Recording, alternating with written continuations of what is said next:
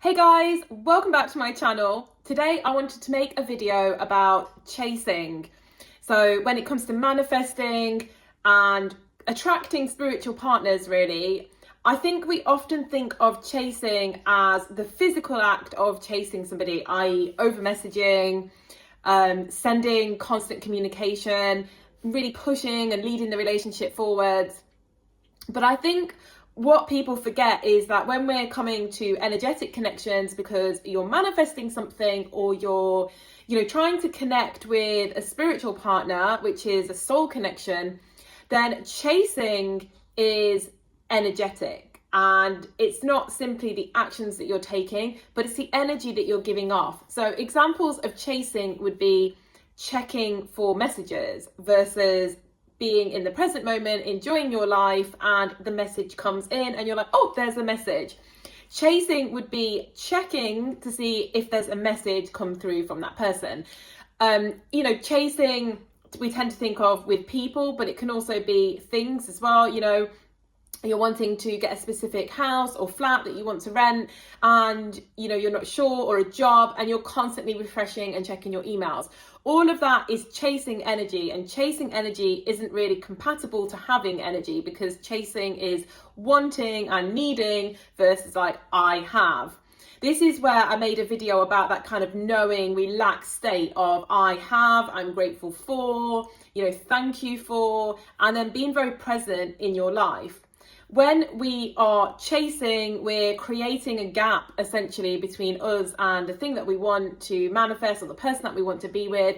And we're just keeping that gap alive whilst we are in a chaser's energy. So yeah, chasing is checking up and checking on where something is, checking whether you've heard from that person, checking whether the job has come through, and it's being out of alignment with the present moment. And honestly, the more I'm on this journey, the more I realize that the things that you desire are in the present moment. You can manifest it, you can do some techniques, but then you have to then get into a state of presence for those things to come in naturally, easily, and kind of stick around and last, is my experience.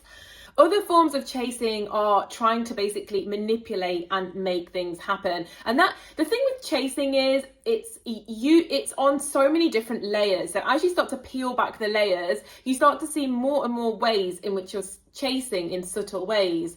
So, for example, getting frustrated that something isn't moving fast enough, that's chasing. Wanting to move it then yourself from a sort of more physical 3D standpoint, that is also chasing. It has to be a very relaxed energy of knowing that you already have it, knowing that it's yours, and being able to kind of let go. I mean, you can bring stuff in that you don't even know is yours, but it's generally from a state that you've manifested and then you've let it go. Those kind of things often come in, right? Where you don't necessarily believe it's something that you can have, but you manifest it and then you let it go and you live in the present moment and boom, it shows up.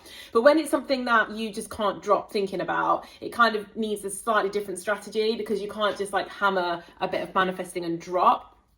So dropping has to become more of an active process of trying to move into a state of surrender. It's not as natural as like, oh, I've got free coffee, I've got free coffee, I've got free coffee, drop, carry on with my day. It's unfortunately a little bit more complicated than that, which is where we then have to actively try to get ourselves into a state of presence by being fully immersed in the moment and not checking for whether your thing has manifested, not checking whether somebody has messaged, all chasing. And you're not trying to actively move something forwards from a 3D perspective. There's nothing wrong with actioning, but when that actioning becomes a push, like, why have I not got it yet? I'm going to have to go and step in and I'm going to have to move it forwards, versus like, oh, I feel inspired to do something, so I'm going to do it. Or I feel inspired to get started on this, or to give that person a nudge. That's a very different energy to like, it's not happening, I need to go and knock the door down and make it happen.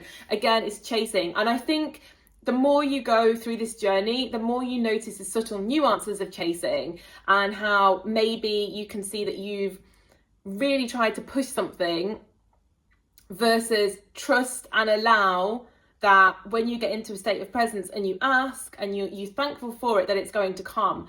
All of these come from kind of panicking states and I want, like, why have I not got?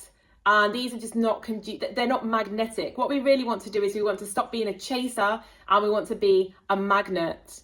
And that requires being in an energy that's not chasing. it's magnetizing, and it's a polarity shift of knowing, presence, allowing, versus like, I don't have it, I need to close the gap. Whenever there's that state of slight panic and the need to close the gap, that is chasing energy, and it doesn't manifest your desires in the same way that a magnetic energy does, of just, I know it's coming, la la la, I can be involved in my day and have a great time.